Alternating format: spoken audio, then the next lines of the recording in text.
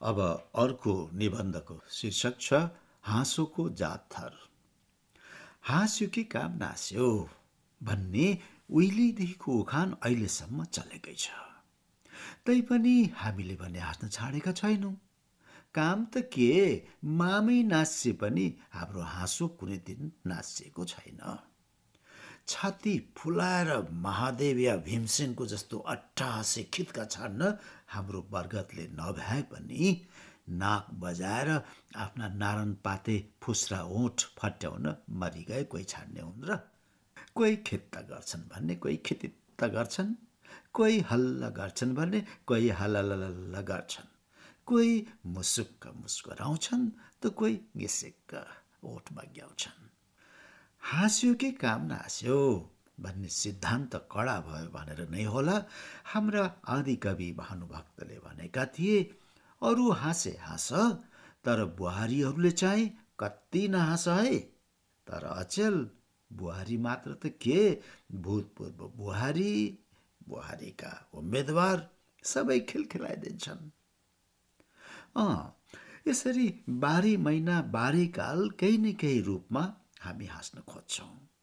यद्यपि तपाईँ हामी जस्ता गरिब गुरुवाहरूको कर्ममा खिलखिलाएर हाँस्ने सायद बिरला कोटी मात्र पर्छ। तैपनि हाँस्न त हामी पनि खोज्छौँ। त्यसैले हाँसोको जात थर, नाम, दर्जा इत्यादिको विश्लेषण गरेर सानो सानो रूपमा भए पनि बिस्तार बिस्तार हामीले हाँसो शास्त्रको चर्चा गर्नु नितान्त आवश्यक छ। रोटी पनि हेर्नाका छन् राण भने झैँ हाँसो पनि त हेर्नाका होलान् नि। हाँसोका धनीले यसबारे केही विचार गरेनन् भन्दैमा हामी हाँसोका गरिबहरू पनि केही कनीकुती किन नगरौँ। आखिर धनीबाट भएकै पो के छ र। हाँसोलाई प्रतिध्वनित गर्ने शब्द अचेल हाम्रो भाषामा धेरै नै बटुलिसकेका छन्। जस्तै खिस्स खिसिक्क, मुसुक्क मुसुमुसु, हल्ला हलल्ल, निस्स निसिक्क, खित्त खितित्त खितितित्त इत्यादि। तर लेखन्ते र बकन्तेले प्रयोग गर्दैमा हाँसोको विधि नै यो विधि छन् भनी मान्न सकिन्न। छानबिन गरेर हेर्दा हाँसो 4 भागमा मात्र बाँडिएको छ। जस्तै खिसिक्क मुसुक्क, हल्ला र हललल्लको स्त्रीलिङ्गी रूप खित्त र खितितित्त हो, किनभने यी शब्दले आइमाई हाँसेको भन्ने सम्झिन्छ। जस्तै ती छडुल्नीहरू खितितित्त हाँसे। कोही मन नपरेको मान्छेको हाँसोको वर्णन गर्दा उसले जति सुकै राम्रो मुस्कान छोडेको भए तापनि फलानु निस्स हाँस्थ्यो भनी हेलचक्राइको दृष्टिले वर्णन हुन्छ। यसकारण निस्स र निसिक्क पनि मुसुक्ककै विकृत रूप हुन् भनी मान्य हुन्छ। अब बाँकी रहन आउँछन् उही 4 प्रकार, खिसिक्क र मुसुक्क, हल्ला र हलल्ल।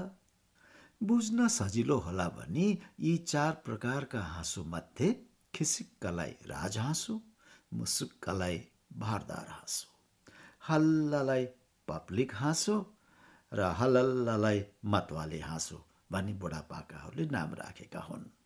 कतिपय बाठा बुजुर्गहरूले दोस्रो दर्जाको मुसुक्कलाई कामिनी हाँसो पनि भन्ने गर्थे होलान्।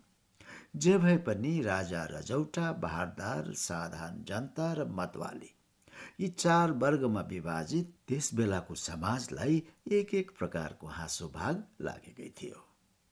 तर दर्जा अनुसारको हाँसो बाँडिए तापनि एउटा सुविधा के थियो भने उपल्लो दर्जाका व्यक्तिले नीचा दर्जाको हाँसो हाँस्दा न दर्जाको अपमान सम्झिन्थ्यो न भात पानीकै सवाल उठ्थ्यो।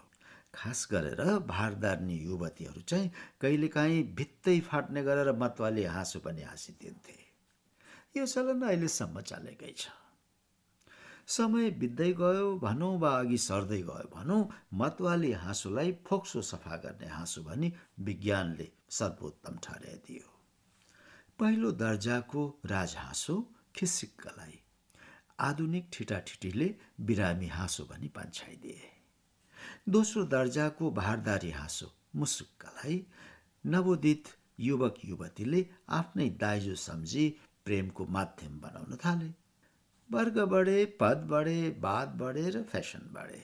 यी सबैका लहलहीमा हाँसोका पनि भेद विभेद र उपभेद निस्किए। शाब्दिक विश्लेषणले मात्र नभ्याई भावको आधारमा हाँसोका विश्लेषण र वर्गीकरण नगरी नहुने स्थिति आइपुग्यो। यसरी भावात्मक अध्ययन र अनुसन्धान समाजव्यापी रूपमा गर्दा हाँसोको भेद विभेद उपभेदहरू नेपालका लेखक कवि चाहिँ ताल तालका निस्किन्छन्।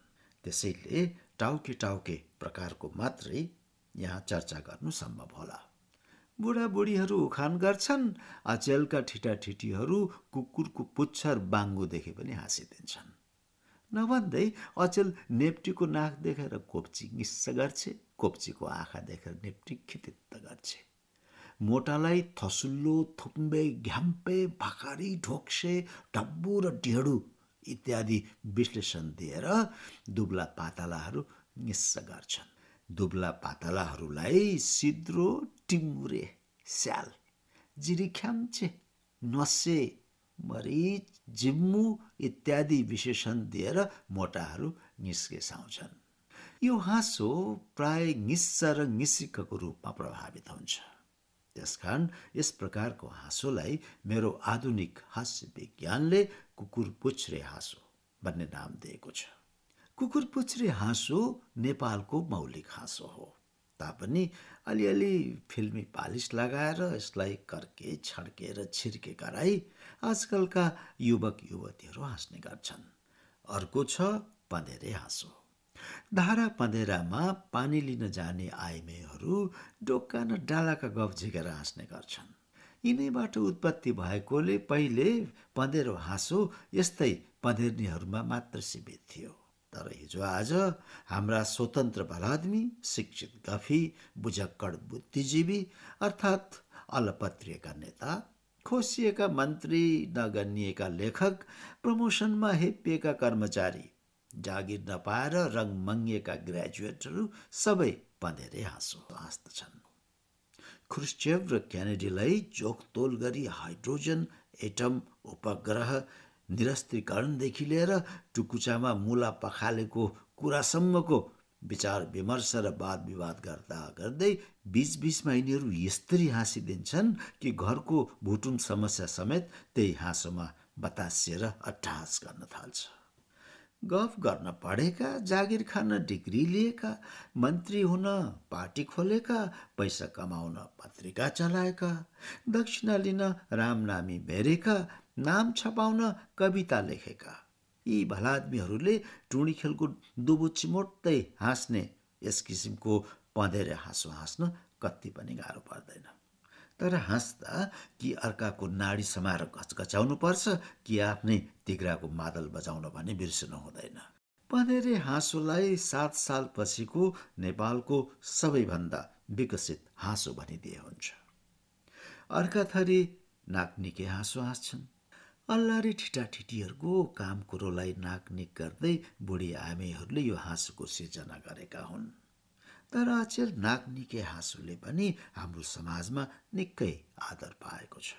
श्रीमान क को कुरा सुन्दा श्रीमान ख नाक चेप्र्याएर मुख छोपी हाँस्दछन्। श्रीमान ग को कुरा सुनेर श्रीमान घ नाक निकाउँछन्। फलाना नेताको भाषण तिलाना नेतालाई हास्यप्रद बन्दछ। डिस्कानाको सिद्धान्त सुन्दा अर्कालाई हाँसो उठ्छ। श्लोकबद्ध कविता देखेर नयाँ कवि खित्का छाड्छन्। आधुनिक कविता पढ्दा पुराना कविहरूको तालुदेखि पैतालासम्म चिलचिलाएर हाँसो उठ्छ। तपाईँ भन्नुहोला नाकनिके हाँसो र कुकुर पुच्छ्रे हाँसो उस्तै त हुन् नि। तर अलि याद राख्नुहोस्, नाकनिके हाँसोमा अरूलाई 2 पैसामा पनि नगर्ने गिज्याउने गुलियोपन रहन्छ। कुकुर पुच्छ्रेमा खल्लो हाँसो मात्र। अर्को एक थरी हाँसो छ कालिदास हाँसो। कपुरी क दुब्लाएको भनी जुन बेला महाकवि हुने कालिदास चिरोएथे त्यस बेलादेखि यो दयनीय हाँसो जन्मिएको हो। यो हाँसो हाम्रा तराई पहाडतिरका अनजान गाउँले दाजुभाइहरू हाँस्छन्। उनीहरूको भूगोलमा नेपालको दक्षिणतर्फ घोरमुखाको मुलुक छ। पूर्वतिर 1800 सिँढी भएको स्वर्ग जाने भर्याङ र उत्तरतिर पाताल जाने 108 कोसको सुरुङ छ। उनीहरूको राजनीतिमा पृथ्वीमा 4 बादशाह छन्। बङ्गाल र मद्रासको लडाईँ हुन्छ। 2020 सालमा पृथ्वी घोप्टिएर मान्छे जति सारा पातल पोखरीमा मुन्टो गाड्न पुग्छन् इत्यादि अनौठा कुरा उनीहरू थाहा पाउँछन् र मरी हाँस्छन्। अचेल यस्तो पनि एक वर्ग हाम्रो समाजमा देखिएको छ जसलाई आफ्नो बुद्धि बर्गतले नभेटे पनि नाम कमाउने भोकले सताएको हुन्छ। आफ्नो हुस्सुपनलाई उडाउँदै अरू हाँसेको थाहै नपाई मैले खुबै राम्रो ग्रन्थ लेखेछु भने गजक्क पर्ने लेखक, मैले राजनीति बुझेको छु भन्ने ठानी गिरौँला जत्रो नाक पार्ने तिनसुके नेता र मेरो बोलाइको माधुर्य कस्तो छ भन्ठानेर गम्कने वक्ता इत्यादि। यिनीहरू अरूले आफूप्रति व्यङ्ग्यात्मक भावले हाँसेकालाई प्रशंसा सम्झेर स्वयं पनि हाँस्न थाल्छन्। यस्तो अर्थात् आफ्नो काम र कृति देखेर आफै छाडिने बोक्रे आत्मवर्गको फोस्रो मुस्कानलाई बाँदर पुत्रे हाँसो भन्नुपर्छ। एकपल्ट एउटी बाँदरनीले आफ्नो भुत्ते चुँडो भएको छोरालाई सुन्दरताको प्रतियोगितामा विजयी बनाउन लगेकी थिए रे। त्यस बेलादेखि हाम्रो समाजमा बाँदर पुत्रे हाँसोले जरा गाडेको हो भन्ने बुढापाकाको अन्दाज छ। अर्को एक थरी झन मजाको हाँसो छ, गजडी हाँसो। गजडीका गफको बयान गर्दै महाकवि देवकोटाले एउटा उदाहरण दिनुभएको छ। एउटा मान्छे हिँड्दा हिँड्दा यतिसम्म हिँड्यो रे कि उसको पैतालादेखि टाउकोसम्म खिएर साँझमा टुपी मात्र लुखुर घर आइपुग्यो रे। यस्तै जिलिन गाँठेका तर मरी हाँस्नुपर्ने कुरा गजडीहरू निकाल्छन्। हिजो आज गजडी भन्दा सोमरसीहरूको आबादी यस्ता कुरामा बढी देखिन्छ। खास गरी ठुला बडा भेला हुने रिसेप्सन, ककटेल पार्टी इत्यादिमा यस्तो हाँसोको फोहरा छुट्दछ। आफू सुधबुध खोया भनेर अरूलाई हँसाउन सक्नु गजडी हाँसोको विशेषता हो। यिनका अतिरिक्त दुलै हाँसो, चेपारे हाँसो, जङ्गी हाँसो, झक्कडी हाँसो, छुचुन्द्रे हाँसो, मुसुमुन्द्रे हाँसो इत्यादि सयौं हाँसोका प्रकारहरू छन्। यी सबैको चर्चा गर्न थालौं भन्ने हाँस्दा हाँस्दा पेटका आन्द्रा भुँडी चुडिने डर हुन्छ। त्यसैले अहिलेलाई मनमनै हाँस्नु सबैभन्दा राम्रो।